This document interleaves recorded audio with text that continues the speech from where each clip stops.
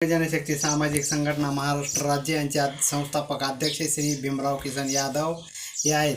अपंगांना घरकुल विनाअट घरकुल देण्यात यावे ही शासनाने आम्हाला घरकुल देण्यात यावे. दिव्यांग बांधवांना घरकुल कुठेही मिळत नाही आणि 6,000 रुपये पगार शासनाने करण्यात यावी.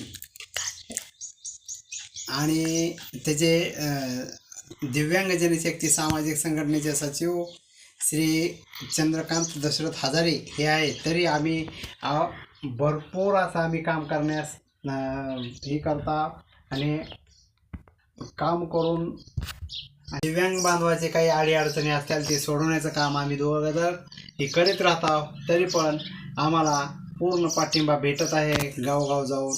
आणि विनाअट पगार कमीत कमी शासनाने 6,000 रुपये पगार देण्यात यावी आणि शासकीय नोकरदार